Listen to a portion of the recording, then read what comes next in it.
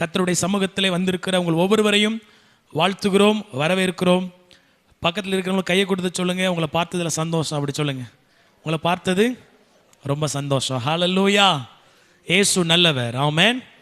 இந்த இடங்களிலே தேவாதி தேவன் நம்மை கொண்டு வந்திருக்கிறார். அவர் ஆராதிப்பதற்காக தெய்வமே நம்மளை கொண்டு வந்திருக்கிறார். எப்படி கோலியாத் அங்கே இருக்கான் அப்படிங்கிறது தாவீதுக்கு தெரியாது. ஆனால் ஆண்டவர் நீட்டாக பிளான் பண்ணி தாவீது என்ன செஞ்சார், கொண்டு வந்தார். அதே போல் உங்களை இன்னைக்கு இந்த இடத்துல கொண்டு வந்திருக்கிறார். நிச்சயம் கோலியாத் கீழே விழுவான். ஆமென். பக்கத்தில் இருக்கிறவங்கள பார்த்து சொல்லுங்க, ஒரு தட்டு தட்டி சொல்லுங்க, கோலியாத் கீழே விழுவான். சொல்லுங்க, கோலியாத் கீழே விழுவான். ஒவ்வொருத்தருக்கும் கோலியாத் ஒவ்வொரு சைஸில் இருக்கும். ஒவ்வொருத்தருக்கும் கோலியாத் ஒவ்வொரு ரகமாக இருக்கும். சிலருக்கு குடும்ப சண்டைங்கிற கோலியாத் இருக்கும், சிலருக்கு வியாதிங்கிற கோலியாத் இருக்கும். என்னவோ எனக்கு தெரியாது. ஆனால் நிச்சயமாக கோலியாத் தலை குப்பர கீழே விழுவான். ஆமென். 130வது சங்கீதத்தை எடுத்து வைத்துக் கொள்ளுவோம். இதிலிருந்து பரிசுத்த ஆவியானவர் நம்மை நிச்சயம் பலப்படுத்துவார். கர்த்தாவே, ஆழங்களிலிருந்து உம்மை நோக்கி கூப்பிடுகிறேன். ஆண்டவரே, என் சத்தத்தை கேளும். என் விண்ணப்பங்களின் சத்தத்திற்கு உமது செவிகள் கவனித்திருப்பதாக. கர்த்தாவே, நீர் அக்கிரமங்களை கவனித்திருப்பீரானால் யார் நிலைநிற்பான்? ஆண்டவரே, உமக்கு பயப்படும்படிக்கு உம்மிடத்தில் மன்னிப்பு உண்டு. கர்த்தருக்கு காத்திருக்கிறேன், என் ஆத்துமா காத்திருக்கிறது. அவருடைய வார்த்தையை நம்பி இருக்கிறேன். எப்பொழுது விடியும் என்று விடியற் காலத்துக்கு காத்திருக்கிற ஜாமக்காரரை பார்க்கிலும் அதிகமாய் என் ஆத்துமா ஆண்டவருக்கு காத்திருக்கிறது. இஸ்ரவேல் கர்த்தரை நம்பி இருப்பதாக. கர்த்தரிடத்தில் கிருபையும் அவரிடத்தில் திரளான மீட்பும் உண்டு. அவர் இஸ்ரவேலை அதன் சகல அக்கிரமங்களினின்றும் மீட்டுக் கொள்வார். இந்த வேத பகுதியில் இருந்து பரிசுத்த ஆவியானவர் உங்கள் ஒவ்வொருவருக்கும் தேவையான வார்த்தையை நிச்சயம் கொடுப்பார். நம்முடைய சபைக்காக ஜெபிக்கிறீங்களா? ஜெபிக்கிறோம் பாஸ்டர் அப்படின்னு சொல்கிறவங்க கை தூக்க வேண்டாம். கை தூக்கி ஜெபிக்காதவங்களை சங்கடப்படுத்த விரும்பலை, பரவாயில்ல. நம்முடைய சபைக்காக என்ன செய்யுங்க, ஜெபம் பண்ணுங்க. வருகிற ஒவ்வொருவரும் நிச்சயமாக ஏதாவது ஒரு விதத்தில் என்ன செய்யணும், திரும்பி போகும்பொழுது சந்தோஷமாக தான் என்ன பண்ணணும், திரும்பி போகணும். ஏதாவது எந்த விதத்திலையாவது ஆண்டவர் அவங்க வாழ்க்கையில் ஒரு நன்மையை செய்ய வேண்டும் சொல்லி நீங்கள் ஜெபிக்கணும். ஆமென்.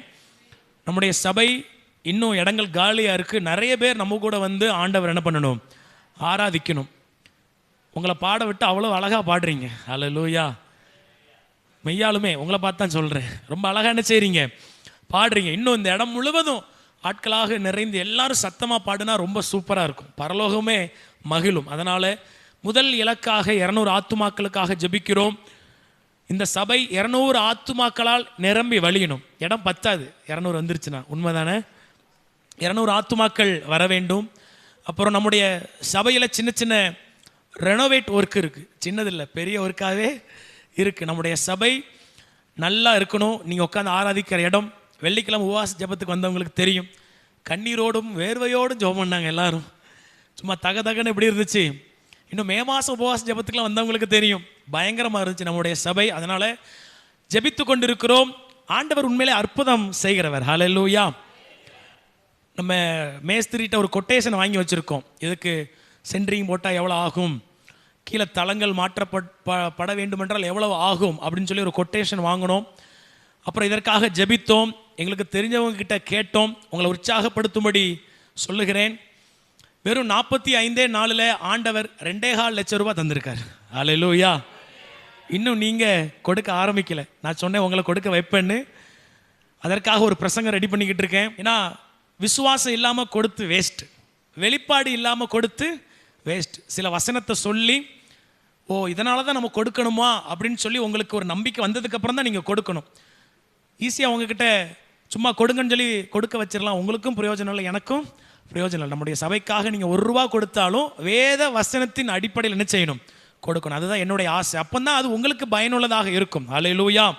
ஒரு மருந்து சாப்பிட்றீங்கன்னா இந்த மருந்து என்ன பண்ணுன்னு தெரிஞ்சு சாப்பிடணும். தெரியாமல் சும்மா லொடுக்குன்னு 2 பேரஸ்டமால் உள்ளே போட்டு போவீங்களா?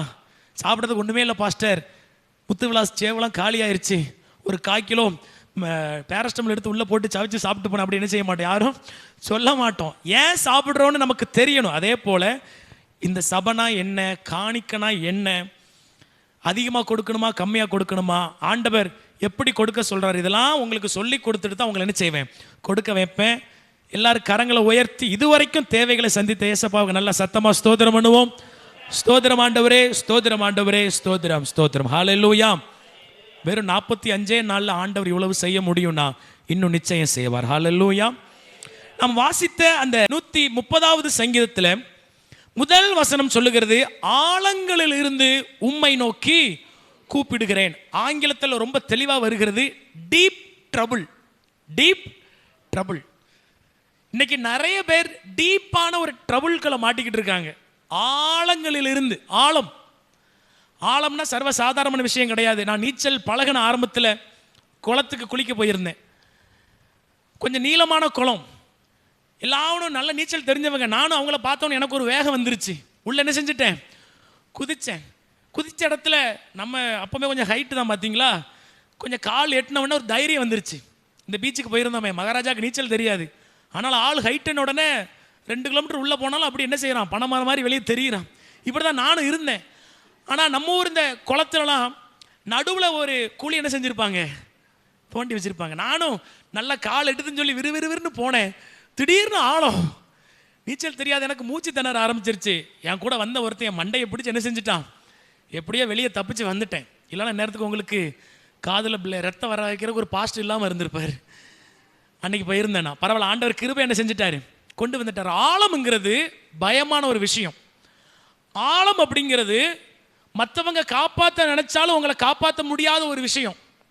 சொல்லுவாங்க தெரியுமா, நெருப்பில் அகப்பட்டவனையும் தண்ணியில் முங்குகிறவனையும் காப்பாற்றக்கூடாது என்ன செய்வாங்க. ஏன்னா அவன் ஆர்வ கோளாறுல உங்கள் தலையை பிடிச்சி இழுத்துட்டான்னு வச்சுக்கோங்களேன், நீங்களும் என்ன செஞ்சிருவீங்க, கொஞ்சம் நல்ல நீச்சல் தெரிஞ்சவங்களால தான் காப்பாற்ற முடியும். பெரிய பெரிய வீரர்களே ரொம்ப கஷ்டமான விஷயம் அது. ஆழம் என்பது உங்களாலையும் காப்பாற்ற முடியாது, மற்றவங்களாலையும் காப்பாற்ற முடியாது. இன்னைக்கு இந்த வார்த்தையை கேட்டுக்கொண்டிருக்கிற நீங்களும் நானும் ஏதாவது ஒரு ஆழத்தில் இருக்கிறோம். யாருமே இல்லைன்னு சொல்ல முடியாது. பாஸ்டர் எனக்கு பிரச்சனையே இல்லைன்னு சொல்கிறவங்க கை வைத்து அல்லேலூயா சொல்லுங்க. ஆமாம், பரவாயில்ல. அவனுக்கு மட்டும்தான் என்ன இல்லையாம், அவனுக்கு பிரச்சனை இல்லை, அவனால தான் அவங்க அம்மாவுக்கு பிரச்சனை. அவனுக்கு பிரச்சனையே இல்லைன்ட்டான். பரவாயில்ல, பிரச்சனை இல்லைன்னு யாருமே என்ன செய்ய முடியாது, சொல்ல முடியாது. எல்லாருமே ஒரு ஆழத்தில் மாட்டிக்கிட்டு இருக்கோம். ஆனால் பக்கத்தில் இருக்கிறவங்க தட்டு தட்டி சொல்லுங்க, ஏசப்பாவை கூப்பிடு அப்படி சொல்லுங்க, ஏசப்பாவை கூப்பிடு. ஹல்லேலூயா. உன்னை காப்பாற்றக்கூடிய ஒரே ஒருவர் இருக்கிறார்னா இயேசு மட்டும்தான். மனுஷனை நம்பாதீங்க, வந்து அவனும் செத்துருவான். என்ன பாஸ்டர் இப்படி சொல்றீங்க? உண்மைதான். சில பிரச்சனை அப்படிதான், சில போராட்டம் அப்படிதான். மனுஷனை நம்பினீங்கன்னா உங்களை காப்பாற்ற வந்து அவனும் காணாமல் போயிடுவான், அல்லது அப்படியே கடை அப்படின்னு சொல்லிட்டு விட்டுட்டு போயிடுவான். ஆனால் என் தேவன் எப்படிப்பட்டவர் தெரியுமா, ஆழங்களிலிருந்து கூப்பிடுகிறவர்களை கரம் பிடித்து தூக்கி விடுகிறவர். ஹல்லேலூயா. இங்க சங்கீதக்காரனுக்கு ஒரு ரகசியம் தெரிந்திருந்தது. கர்த்தாவே, நான் ஆழத்தில் இருக்கிறேன், டீப் ட்ரபிள்ல இருக்கிற ஆண்டவரே, என்ன செய்யணும் எனக்கு தெரியலப்பா, நான் எந்த வழியில போகணும் எனக்கு தெரியலப்பா ஆண்டவரே, நான் அநேகர்கிட்ட உதவி கேட்டு பார்த்தேன், எல்லாரும் அவங்கவுங்க நாலேஜுக்கு ஏற்ற மாதிரி அட்வைஸ் கொடுத்தாங்க, ஆனால் ஒண்ணுமே என்னை காப்பாற்றல ஆண்டவரே. யோபுங்கிற ஒரு பெரிய பரிசுத்தவான் ஒரு பெரிய பிரச்சனைக்குள்ள போனார். வேதத்தில் யோபுன்னு ஒரு புஸ்தகம் இருக்கு. அந்த யோபுங்கிறவருக்கு பயங்கர சீமான். யோபுவின் சரித்திர புஸ்தகம். அவர் எப்படிப்பட்டவர்னு வாசிப்போம். முதல் அதிகாரம் முதல் வசனத்தை வாசிப்போம். முதல் 2 வசனம். ஆம், இருந்தான் உத்தமனும், ஆம் பயந்து இருந்தான், ரொம்ப நல்லவன். சரிங்களா? யோபு 634வது பக்கத்தில் இருக்குது. அவன் எப்படிப்பட்டவனா, 2வது வசனம் சொல்லுது, அவனுக்கு 7 குமாரரும் 3 குமாரத்திகளும் இருந்தார்கள், 5 பெத்த அரசனும். ஆனால் இங்கே அப்படி இல்லை. இவனுடைய ஸ்டேட்டஸை கொஞ்சம் பார்ப்போம். அடுத்த வசனம் வாசிப்போம். அவனுக்கு 7000 ஆடு. ஏ அப்பா, 7000 ஆடு. அந்த நாட்களில் ஆடு எதற்கு பயன்படுத்துவாங்க? அதுதான் வருமானம், அதுதான் வருமானம். ஒரு எடுத்துக்காட்டு சொல்லுவோமா, உங்களுக்கு ஒரு 7000 பெட்டி கடை இருக்குன்னு வச்சுக்கோ. எத்தனை கடை பாஸ்டர்? 7000. 7 இருந்தாலே நான் நேரத்துக்கு பெரிய கோட்டை கட்டியிருப்பேனே பாஸ்டர். ஒரு 7000 பெட்டி கடை வருமானம் வர்றது சரியா? இல்லைனா ஒரு 7000 ஏக்கர் தென்னந்தோப்புன்னு வச்சுக்குவோம், உங்களுக்கு புரிகிற மாதிரி. 7000 ஆடு, 3000 ஒட்டகங்கள். அந்த நாட்களில் ஒட்டகங்கள் எதற்கு பயன்படுத்துவாங்கன்னா, ஆட்களை ஏற்றி செல்லணும் அல்லது கொஞ்சம் கனமான விஷயங்கள் என்ன செய்யணும், ஏற்றி செல்லணும். உங்களுக்கு ஒரு 3000 நம்ம பாலன் வச்சிருக்கிற மாதிரி ஒரு வண்டி இருக்குன்னு வச்சுக்கோமா, 3000 வண்டி, எத்தனை 7000 ஆடு, 3000 வண்டி, 500 ஏர்மாடு. ஏர்மாடுனா 500 டிராக்டர். அப்பா 500 டிராக்டர் வச்சிருந்துருக்கான். சரி, 500 கழுதைகள், சின்ன வண்டி, சின்ன சின்ன சின்ன சின்ன வெயிட் ஏற்றிட்டு போகிற மாதிரி. சரிங்களா? இந்த மாதிரி கற்பனை பண்ணிக்கோங்க. திரளான பணிவிடைக்காரரும் இருந்தார்கள். அதனால் அந்த மனுஷன் கிழக்கத்தி புத்திரர் எல்லாரிலும் பெரியவனாய் இருந்தான். 5 டிராக்டர் வச்சிருந்தாலே சிலரை கையில் பிடிக்க முடியல, ஒன்று இருந்தாலே பிடிக்க முடியல. 5 ஏக்கர் தென்னந்தோப்பு நல்லா இருந்தாலே அவங்களை என்ன பண்ண முடியல, அவங்களுடைய பார்வை கொஞ்சம் பெருமையாக இருக்கு. இவனுடைய வாழ்க்கையை பாருங்க. இப்படி இருந்தவன் என்ன ஆனா பாஸ்டர் அப்படி கேட்டிங்கன்னா, ஒரே நாளில் எல்லாவற்றையும் இழந்து போனான். 7000 ஆடு போச்சு, 3000 ஒட்டகம், கழுதை எல்லாம் போயிருச்சு. எப்படி போச்சுன்னா, அங்கங்க இருக்கிற இடத்துல பெரிய விபத்துகள், தீ விபத்து, நிலநடுக்கம், ஆக்சிடென்ட், எதிரிகள் வந்து வண்டியை பிடிச்சிட்டு போயிட்டாங்க. இவங்க குடும்பம், இவங்க பிள்ளைகள் எல்லாரும் ஒரே வீட்டில் இருந்திருக்கிறாங்க. 7 பசங்க 3 பொண்ணு. ஒரே டைம்ல வீடு இடிஞ்சு விழுந்து எல்லாரும் என்ன செஞ்சுட்டாங்க, செத்துட்டாங்க. பாஸ்டர் இப்படிலாம் நான் எங்கேயுமே கேள்விப்பட்டது இல்லைன்னா இப்படி நடந்திருக்கு. இருந்த எல்லாம் போய்விட்டது ஒரே நாளில். ஒரே நாளில் ஒருத்தன் வந்து சொல்றான், ஐயா உங்க ஆட்டுக்குட்டிலாம் எதிரிங்க வந்து அடிச்சுட்டு போயிட்டாங்கன்னு சொல்றாங்க. இன்னொருத்த வந்து சொல்றான், ஐயா ஒட்டகத்தெல்லாம் இழுத்துட்டு போயிட்டாங்க. இன்னொருத்த வந்து சொல்றான், உங்க கழுதையெல்லாம் பத்திட்டு போயிட்டாங்க, எல்லாத்தையும் எதிரிகள் வந்து பிடிச்சிட்டு போயிட்டாங்க. இன்னொருத்தன் ஓடி வந்து சொல்றான், ஐயா உங்க பிள்ளைங்களாம் ஒரே வீட்டில் இருந்தாங்க, வீட்டினுடைய கூரை இடிந்து விழுந்து எல்லாரும் என்ன செஞ்சுட்டாங்க, செத்து போயிட்டாங்க. ஒரே நாளில் இவ்வளவு பிரச்சனை, ஒரே நாளில் எல்லாம் போய்விட்டது. இப்போ இவன் ட்ரெஸ்ஸை கிழிச்சு தாடியை பிச்சு நிர்வாணமாய் மண்ணில் உட்கார்ந்து இருக்கிறான். இப்போ இவனுக்கு ஒரு 3 நண்பர்கள் வருகிறார்கள். யாரு? 3 நண்பர்கள் வந்து அவங்களுக்கு தெரிஞ்ச அட்வைஸ்லாம் கொடுக்குறாங்க. இவன் அவங்கள பார்த்து ஒரு வார்த்தை சொல்லுகிறான், நீங்கள் அலட்டு உண்டாக்குகிற தேச்சரவாரல்கள். அதாவது நான் இவ்வளவு கஷ்டத்தில் இருக்கிறேன், எனக்கு உதவி செய்ய வந்திருக்கிறீங்க, ஆனால் நீங்கள் சொல்லுகிற ஒவ்வொரு வார்த்தையும் எனக்கு ரொம்ப கடுப்பாக தாண்டா இருக்கு. நம்ம பாஷையில் சொல்லணும்னா, நீங்கள் சொல்லுகிற ஒவ்வொரு வார்த்தையும் எனக்கு எப்படி இருக்கு, இன்னும் வேதனையாக இருக்கு, வெந்த புண்ணில் வேலை பாய்ச்சறது போல இருக்கு. மனுஷனுடைய உதவி இது இவ்வளோதான். உங்களுக்கு ஒருத்தன் உதவி பண்ண வந்தானா, ஆழத்தில் இருக்கிற உங்களை காப்பாற்றி விட வந்தானா, அவனால் உங்களுக்கு உதவ முடியாது, அந்த நபரால் உங்களை காப்பாற்ற முடியாது. அதனால தான் தாவீது சொல்லுகிறார், கர்த்தாவே என் ஆழங்களில் இருந்து என் மச்சானை கூப்பிடுகிறேன். ஐயோ என் பைபிள் தப்பாக இருக்கு போல. கர்த்தாவே ஆழங்களில் இருந்து என் கலெக்டர் மாமாவை கூப்பிடுகிறேன். என் பைபிள் தப்பாக இருக்கு போல. கர்த்தாவே ஆழங்களில் இருந்து என் பெரியப்பாவை கூப்பிடுகிறேன். அப்படியா? நோ, கர்த்தாவே என் டீப் ட்ரபிளில் இருந்து, என் ஆழங்களில் இருந்து யாரை கூப்பிடுகிறேன், உம்மை கூப்பிடுகிறேன். ஆமேன். யாரெல்லாம் ஏசப்பாவை கூப்பிடுறீங்க உங்கள் உதவிக்கு? ஆமேன், ஹல்லேலூயா. எப்படி கூப்பிடுறது பாஸ்டர் அப்படின்னா, ஒரு பிரச்சனையை குறித்து நீங்கள் சிந்தித்து கொண்டு இருக்கும் பொழுது அந்த இடத்துல கண்ணை மூடி, ஆண்டவரே அப்பா இந்த விஷயத்தில் எனக்கு உதவி செய்யுங்கப்பா, ஆண்டவரே இந்த விஷயத்தில் என்னை காப்பாற்றுங்கப்பா, அப்பா நீ உங்களை விட்டா எனக்கு யாரும் இல்லப்பா அப்படின்னு சொல்லி கேட்டு பாருங்க, உங்களுக்கு ஒத்தாசை பரத்திலிருந்து வரும். ஹல்லேலூயா. அந்த வசனத்தினுடைய அந்த அதிகாரத்தினுடைய 2வது வசனம் வாசிங்க. ஆண்டவரே என் சத்தத்தை கேளும், என் விண்ணப்பங்களின் சத்தத்திற்கு உம்முடைய செவிகள் கவனித்திருப்பதாக. கர்த்தாவே என்னுடைய விண்ணப்பத்தின் சத்தத்தை கேட்டருளும், என்னுடைய ஆழங்களில் இருந்து கூப்பிடுகிறேன், பிரச்சனையின் மேல பிரச்சனை ஆண்டவரே, புதை குழியில் மாட்டிக்கொண்டிருப்பது போல் மாட்டிக்கொண்டிருக்கிறேன், என் விண்ணப்பங்களின் சத்தத்தை கேட்டருளும். இன்னொரு வசனம் ரொம்ப தெளிவா சொல்லுகிறது, ஜெபத்தை கேட்கிறவரே மாம்சமான யாவரும் உம்மிடத்தில் வருவார்கள். ஏசப்பாவுக்கு ஒரு பேர் என்ன தெரியுமா? ஜெபத்தை கேட்கிறவர். பக்கத்தில் இருக்கிறவங்கள பார்த்து சொல்லுங்க, உன் ஜெபம் வீணா போகாது. சொல்லுங்க, உன் ஜெபம் வீணா போகாது. உன் ஜெபத்தை கேட்க தெய்வம் இருக்கிறார். ஜெபத்தை கேட்க தெய்வம் இருக்கிறார். நான் ஒரு தடவை ஒரு பிரசங்கம் எடுத்து சொன்னேன், உங்களுக்கு ஞாபகம் இருக்கான்னு தெரியல. உங்களுக்கு தருகிற வாக்கு தத்தங்களை டைரியில் என்ன பண்ணுங்க, எழுதி வைங்க அப்படின்னு சொன்னேன். இந்த புல்பிட்டை குறித்து ஒரு பெரிய வரலாறு இருக்கு. இந்த புல்பிட் நம்ம இந்த பிரசங்கம் பண்ணுறோம் தெரியுமா, இந்த பிரசங்க மேடை, இந்த கண்ணாடி புல்பிட், இதை எப்போ வாங்கினோம்? 2023.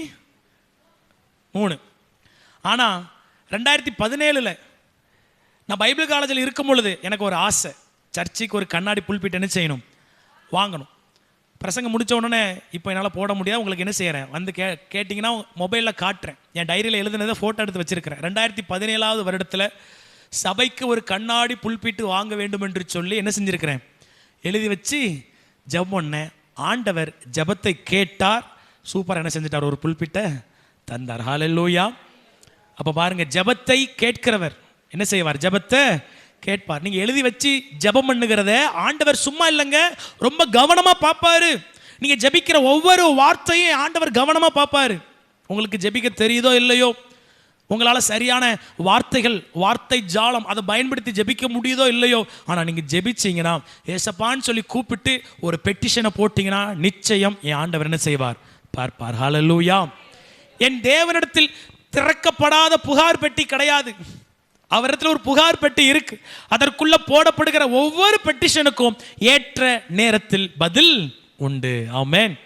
சில நேரத்தில் சில மனு தள்ளுபடி ஆயிரும், சில புகார் தள்ளுபடி ஆகிரும். சில நேரங்களிலே உண்மையான ஏக்கத்தோடு உதவியோடு போய் நிற்பாங்க சில ஆபீஸுக்கு முன்னாடி, ஆனா அவங்களால உதவ முடியாது. என் தேவனுக்கு முன்பதாக உடைஞ்ச நொந்த உள்ளத்தோடு டீப் ட்ரபிள்ல இருந்து இன்னைக்கு யாரெல்லாம் வந்திருக்கிறீங்களோ, என் ஆண்டவர் உங்களை தூக்கி எடுப்பார். ஹல்லேலூயா. பக்கத்தில் இருக்கணும் பார்த்து சொல்லுங்க, பெட்டிஷன் மேல பெட்டிஷன் போட்டுக்கிட்டே இரு. சொல்லுங்க, பெட்டிஷன் மேல பெட்டிஷன் போட்டுக்கிட்டே இரு. கலெக்டர் ஆபீஸுக்கு இல்லைங்க, மாத்தி பிரியா கிட்ட கொடுத்துட போறீங்க. உங்க பெட்டிஷன்ல எங்க போடுங்க, ஏசப்பாட்ட போடுங்க. ஆமென். 3வது வசனத்தை வாசிப்போம். கர்த்தாவே, நீர் அக்கிரமங்களை கவனித்திருப்பீரானால் யார் நிலை நிற்பான்? அடுத்த வசனம், ஆம், உமக்கு பயப்படும்படிக்கு உம்மிடத்தில் மன்னிப்பு உண்டு. இந்த ஜெபிக்கணும் அப்படின்னு சொன்ன உடனே, அல்லது ஜெபத்துக்கு வாங்க அப்படின்னு சொன்ன உடனே, அல்லது வீட்டில் முழங்கால முடக்கு ஜெபம் பண்ணுன்னு சொன்ன உடனே நமக்கு வருகிற முதல் கேள்வி என்ன தெரியுமா? ஏன் ஜெபத்தை ஆண்டவர் கேட்பாரா? டவுட் வந்திருக்கா? ஏன் ஜெபத்தை ஆண்டவர் கேட்பாரா? நான் சொல்றேன், உங்க ஜெபத்தை கேட்காம யார் ஜெபத்தை கேட்க போறாரு?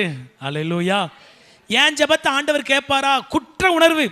நல்லா கவனிங்க, குற்ற உணர்வு ஒரு பொல்லாத ஆவி. குற்ற உணர்வு ஒரு பொல்லாத ஆவி. நீங்களும் இனிமேல் மற்றவங்களை குற்றப்படுத்தாதீங்க. அவங்களுக்கு புத்தி சொல்லணும், அவங்கள நல்வழிப்படுத்தணும். ஆனா இந்த குற்ற உணர்வு பெரிய பெரிய பரிசுத்தவான்களே உட்கார வச்சிரும்.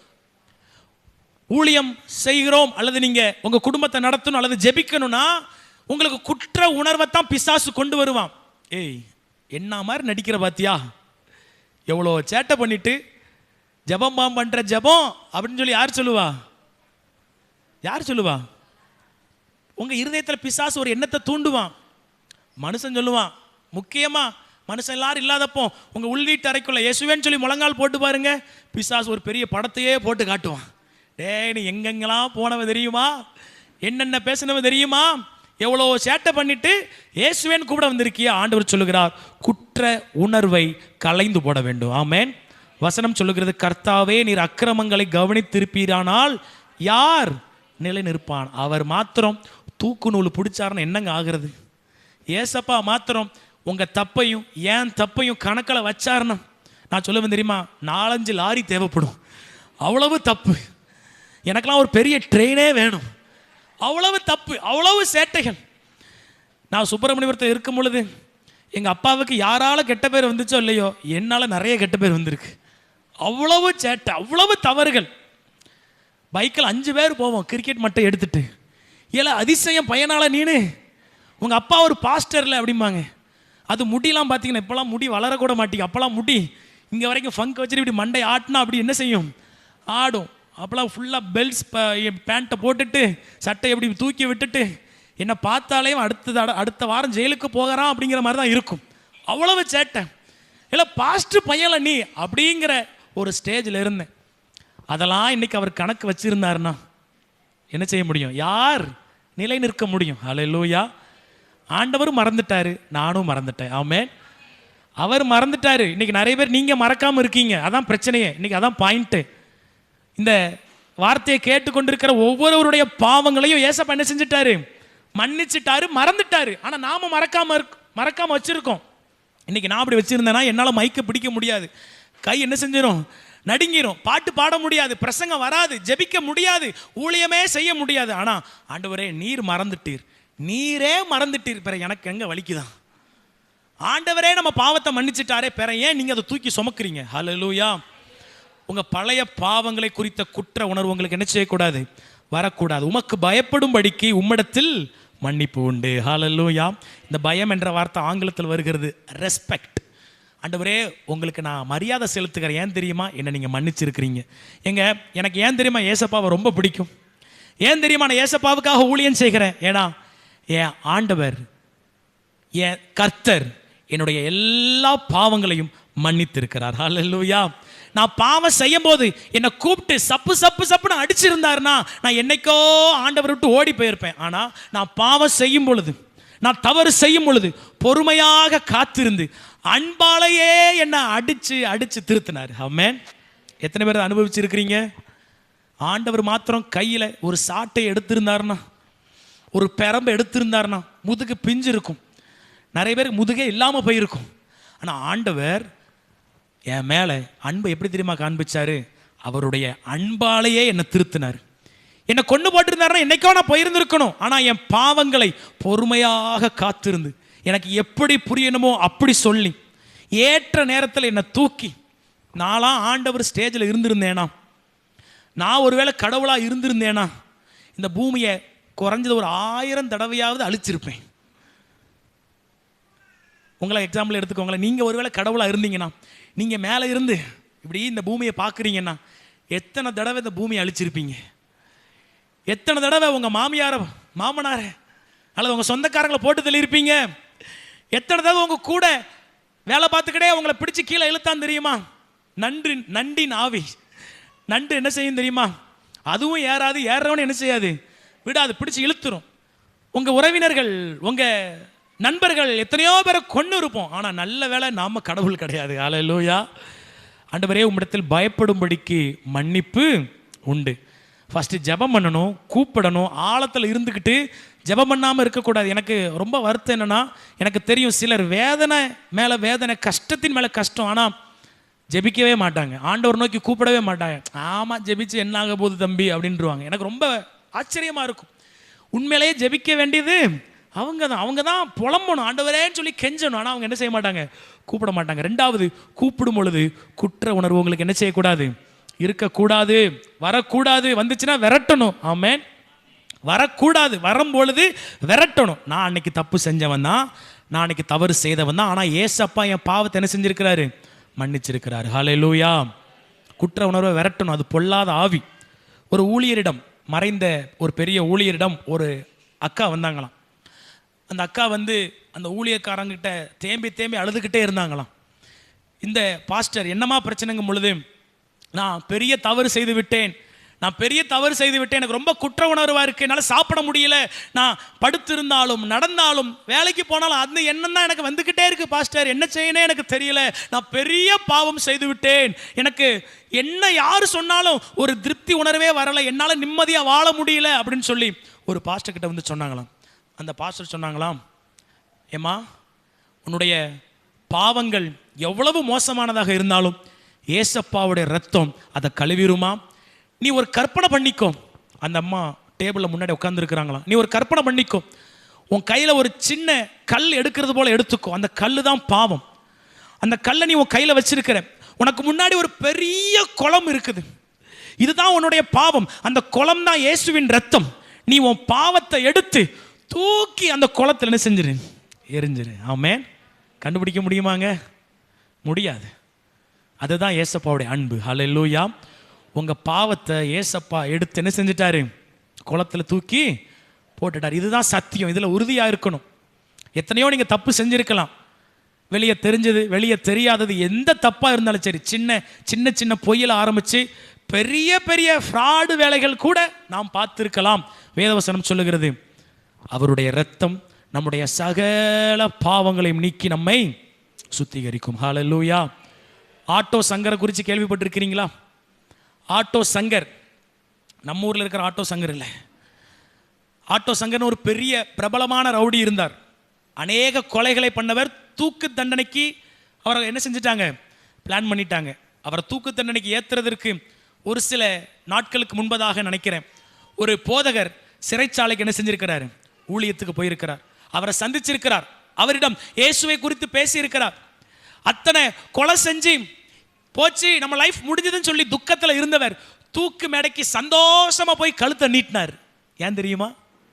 ஏன்னா அவருக்கு தெரியும் என் பாவங்கள் எல்லாத்தையும் ஏசப்பா என்ன செஞ்சுட்டாரு, மன்னிச்சிட்டார். அத்தனை கொலை பண்ணவருங்க, அத்தனை கொலை பண்ணவர் சந்தோஷமா தூக்கு மேடைக்கு என்ன செஞ்சாரு, போனார். அவருக்கு ஒரு நம்பிக்கை வந்துருச்சு, சத்தியம் தெரிஞ்சிருச்சு. நான் செஞ்ச கொலைக்கு இந்த உலகம் தண்டனை கொடுக்கலாம், என் பாடி இங்க சாகலாம், ஆனா ஏசு என்ன மன்னிச்சிட்டாரு. இங்க தூக்கல தூங்கின அடுத்த செகண்ட் நான் பரலோகத்துல ஏசப்பாவின் மடியில உட்கார்ந்துருப்பேன். ஹல்லேலூயா. இன்னைக்கு நிறைய பேர் குற்ற உணர்வுலயே வாழ்ந்துகிட்டு இருக்கீங்க, அதுல இருந்து வெளியே வரணும்னு ஏசப்பா விரும்புகிறாரு. ஆமென். 5வது வசனத்தை வாசிப்போம். கர்த்தருக்கு காத்திருக்கிறேன், என் ஆத்துமா காத்திருக்கிறது, அவருடைய வார்த்தையை நம்பி இருக்கிறேன். ஆம், எப்பொழுது விடியும் என்று விடியற் காலத்துக்கு காத்திருக்கிற ஜாமக்காரரை பார்க்கிலும் அதிகமாய் என் ஆத்துமா ஆண்டவருக்கு காத்திருக்கிறது.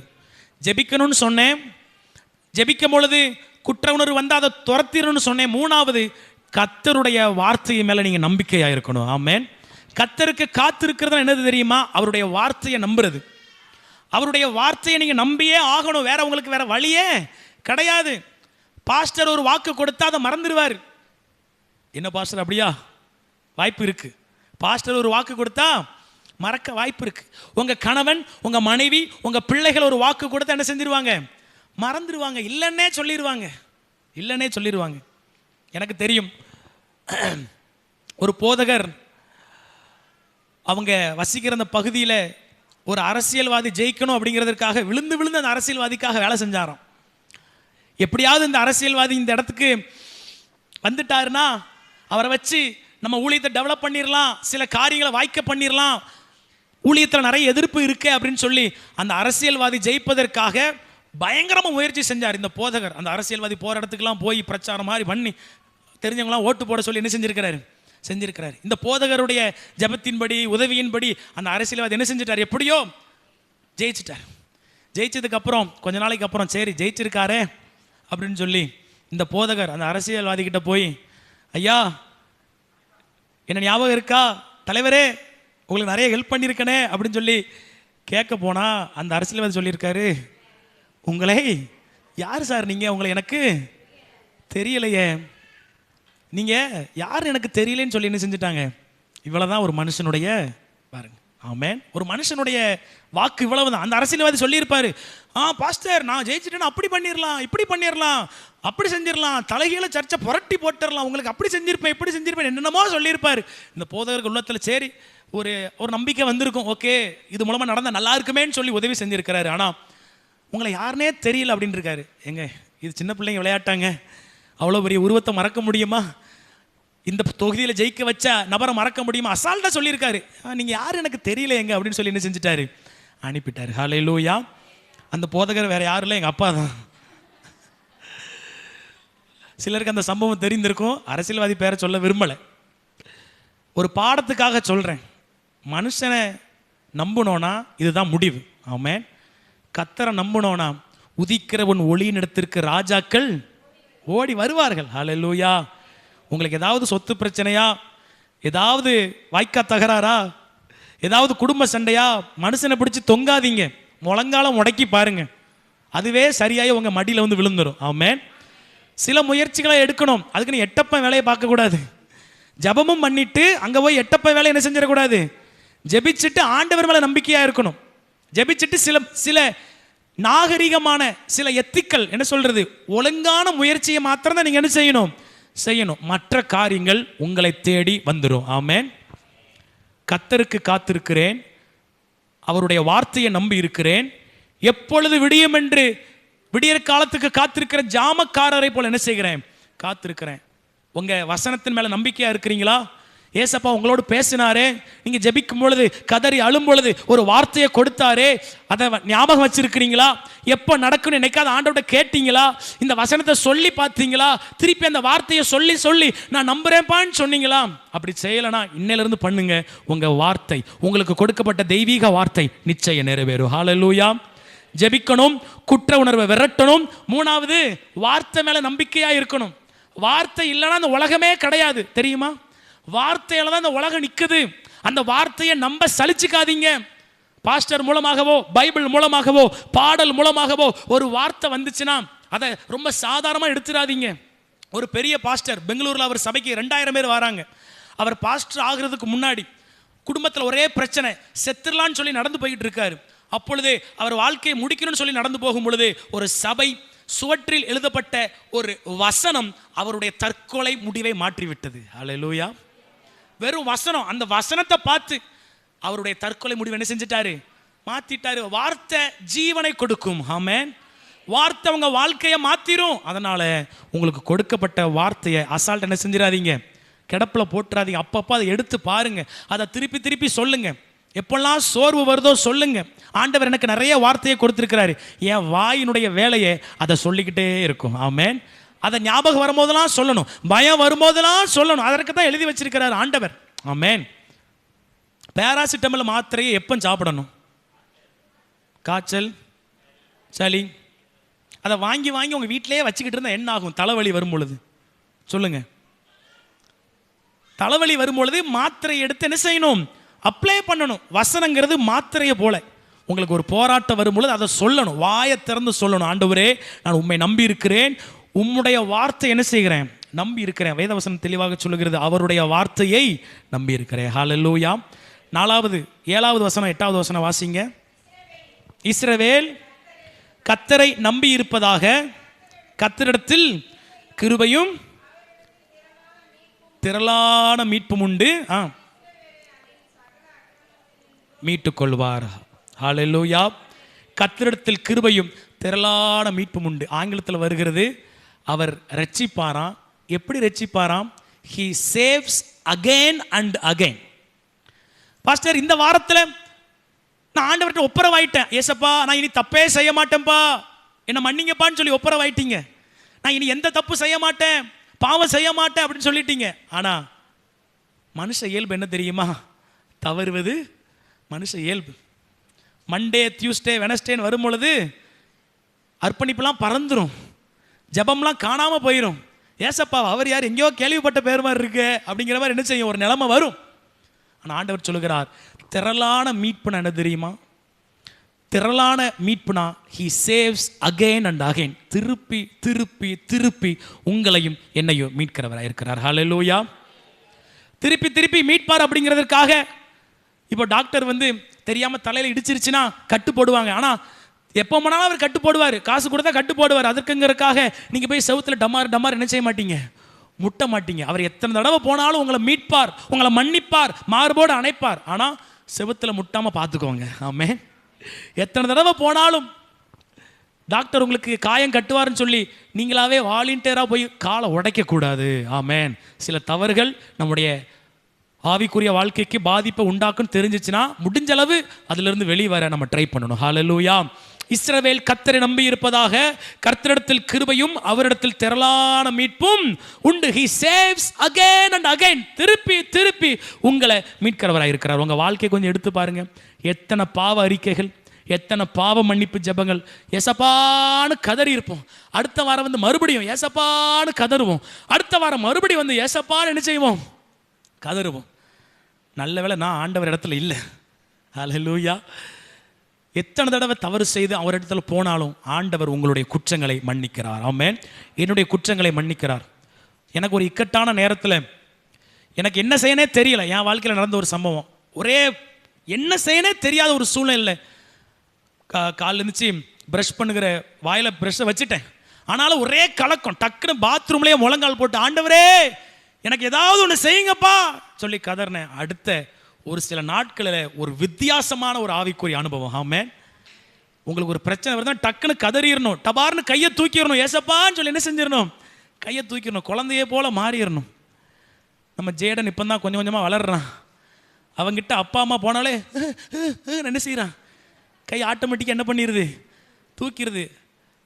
அப்படி பின்னாடியே வாரான். நமக்கு உட்காந்து அப்படி விளையாடிக்கிட்டு இருக்கோம். திடீர்னு எழுந்திரிச்சு கிச்சனுக்கு போனால் அழுகிற சவுண்டு கேட்குது. ஐயோ எங்கள் அம்மாவை என்ன செய்யலை, காணலை.